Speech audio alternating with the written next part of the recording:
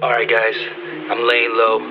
I think it's like day 200,043. I'm going desperate here, I'm going crazy. I'm gonna do something I probably should not do. I'm gonna cut my own hair.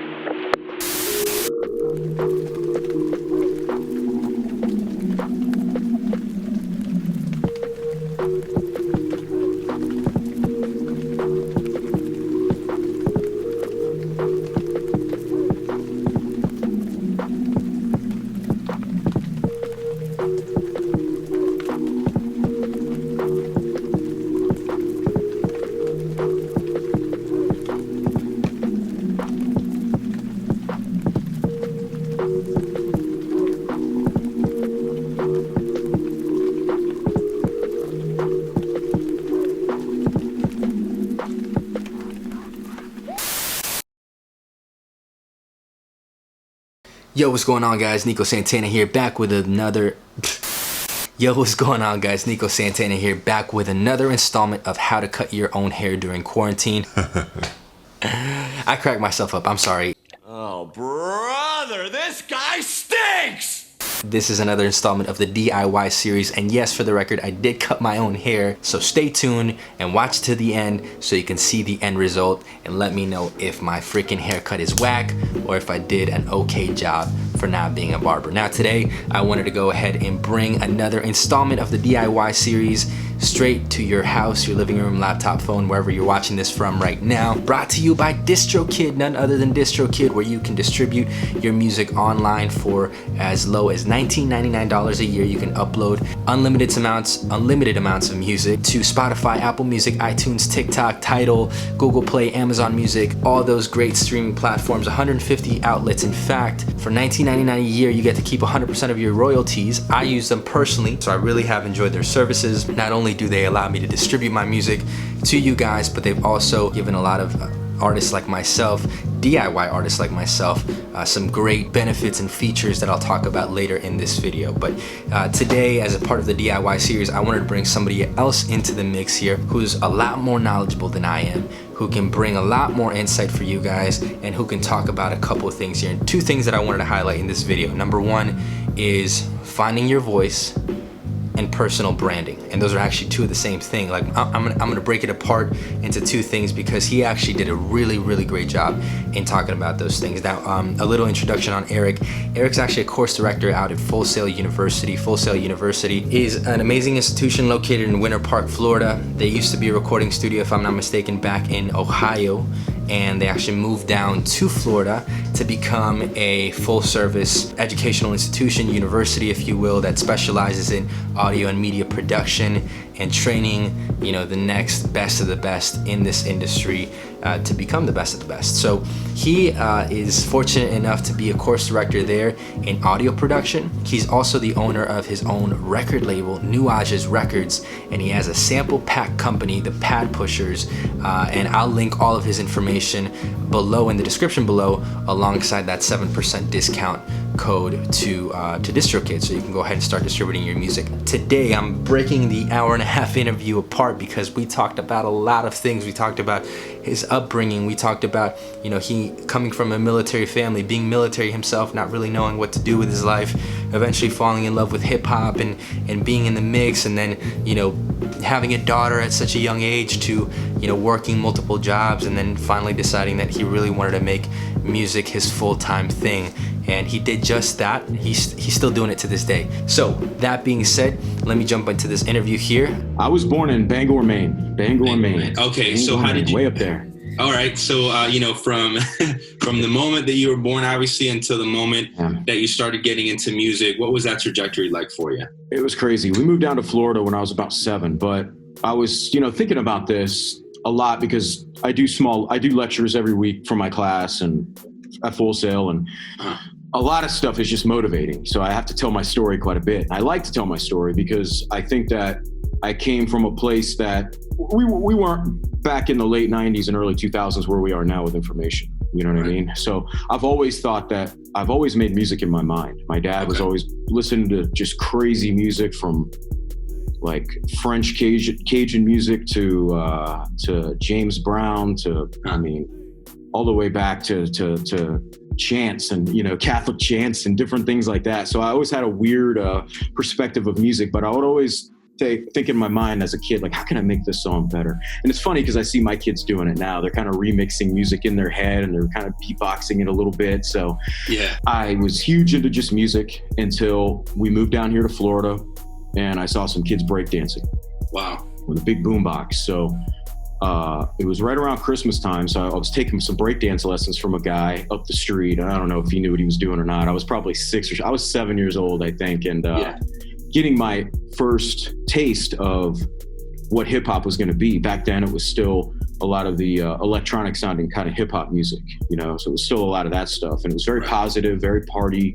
And I loved it. I was like, man, this is great stuff. So for Christmas that year, my parents got me a record player and a turntable and a couple records. One was the Fat Boys' first record and the breaking soundtrack for that breakdancing movie that came out in like 84. And this was back then. Right. And it just changed everything right there. I was like, man, people do this in real life. Like, this is real. Like, I'm doing this. So it just kind of, from there, I just kind of started doing little tape remixes. You know how people would do back in the days, you know, listen to your song on the radio and I'm like, I'm going to remix this and go from there. I was on like this crazy hunt for good hip hop, for mainstream hip hop at that time. I just wasn't feeling it. I wasn't liking it anymore. It was all getting just way too much for me, you know? And I was like, man, I just want to find something like pure and good. So I started finding a lot of underground hip hop. So I ended up kind of just talking with these guys and these different DJs and stuff like that. And I figured out that I want to be a battle DJ. And it was around the time I saw DJ Crush, Japanese DJ. And I put the record down and it was this just hip hop beat with like jazz instrumental over the top, a Japanese guy playing a saxophone. Yeah. And for whatever reason at that time, just seemed like the stars aligned. And I said, I want to do this. One thing that I wanted to go ahead and highlight is that he does talk about finding your voice.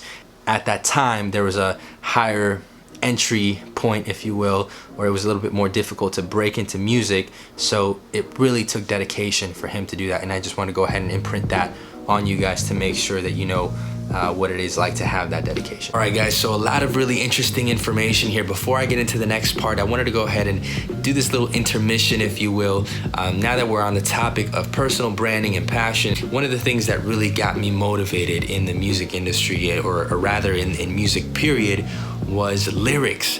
It was writing short stories, it was writing poems, it was writing something that came from the heart and putting it down at the time on a pad and a pen, you know, using a pad and a pen.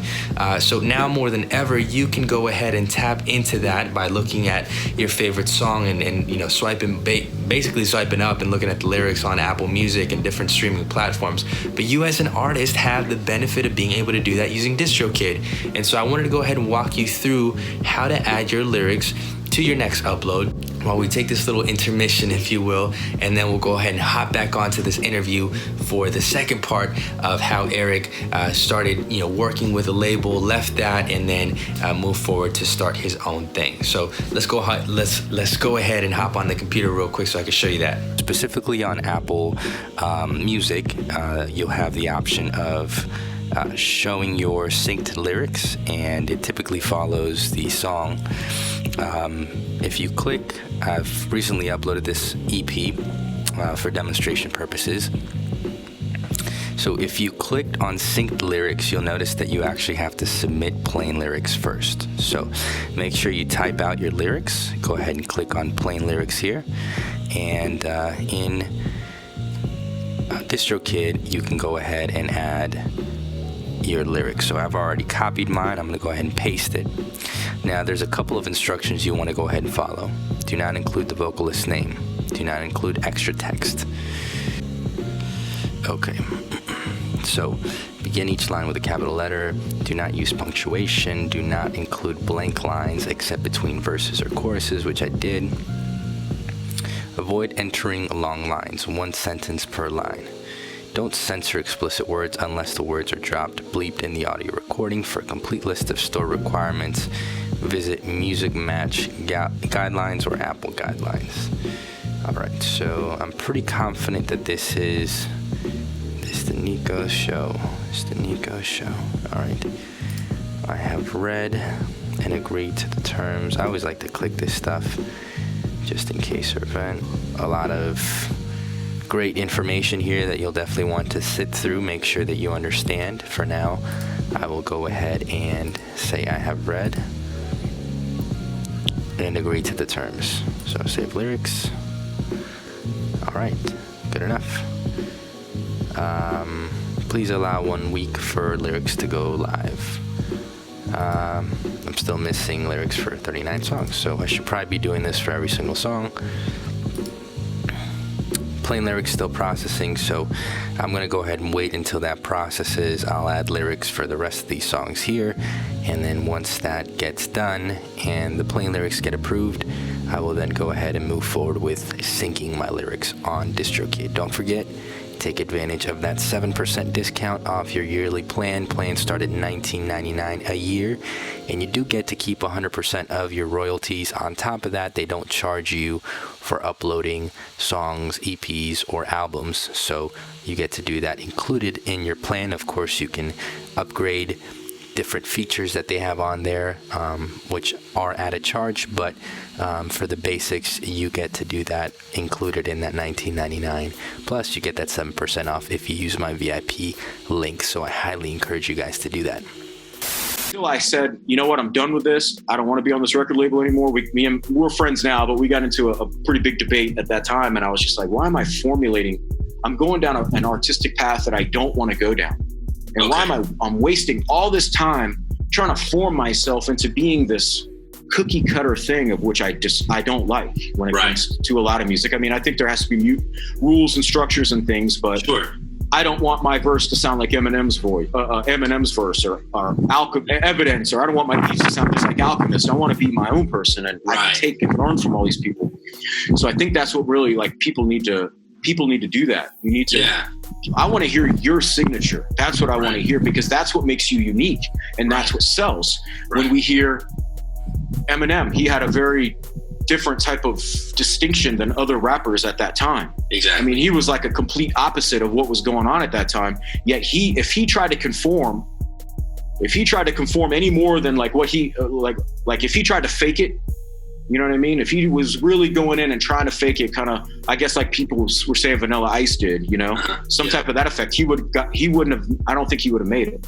But he went in and he was rapping about skateboarding and all these different types of things. He was really being himself, and that's what brought him to Dre.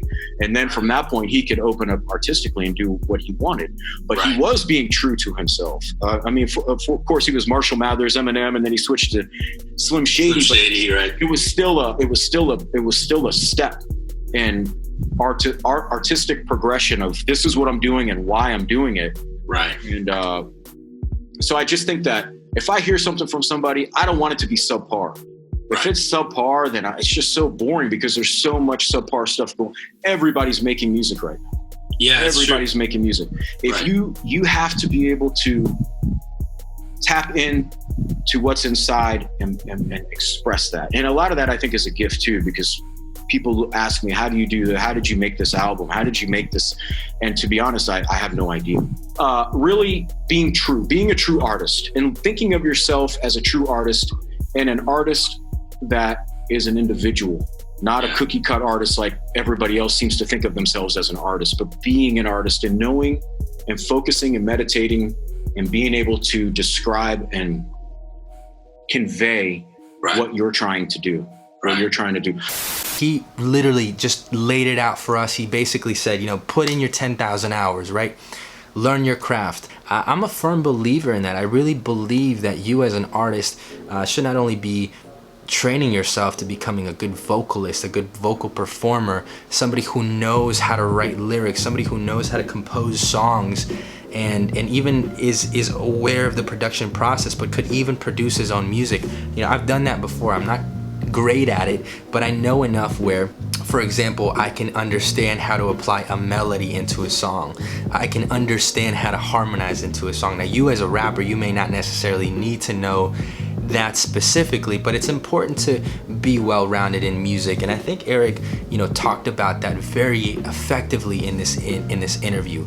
The second thing that he said is, don't get ahead of yourself, man. Like, this is something that I fell into, and again, I'm just recapping what he just said, which is so powerful, bro. Like, I started focusing so much on the marketing aspect that I lost sight of the music aspect of actually creating something dope, developing good music, and then you know, kind of packaging it in a way where it was marketable. You know, I focus a lot on marketing because that's my background, but at the same time, your music has to be legit, and there's only one way of doing that, and that's really training yourself and being consistent about actually, you know, putting stuff out, or at least getting feedback from people who know what they're talking about. And he talks about that there. So me, throughout the years, putting and pumping that music out, I know it helped me, and I'm telling you, man, it's gonna help you guys out if you start putting your music out there, and even just having select people listen to it. You know, it's easy to share with you know, your friends and family, little Spotify or Apple Music links. So go ahead and do that, but share it with somebody who can hear it and say, yo, this sounds a little whack. You know, you need to step it up, or this sounds good. But make sure that you're getting feedback from somebody who's going to be transparent with you. So in the next set of videos, I'm gonna go ahead and again add a little bit more of this interview. We'll talk more specifics into the business side of things, and then I'll let, you know, Erik kind of share more of his story. Hope you guys enjoyed this video, man. Now, a quick thing here that I forgot to say in this clip was that if you want to go ahead and watch the entire interview, the hour and a half of him and I going back and forth, you can go ahead and do so by checking out my Patreon, patreon.com/Nico Santana. It's going to be the level 3 tier, where I'll go ahead and post all of this great information for you guys, specifically for you artists that are looking to get more in depth with the conversation that we had. Check out how I try to cut my own hair, man. Let me know if you thought I butchered it or if I did a good job. As always, much love. If you have any questions, go ahead and drop them down in the comment section below. Leave a legacy. God bless.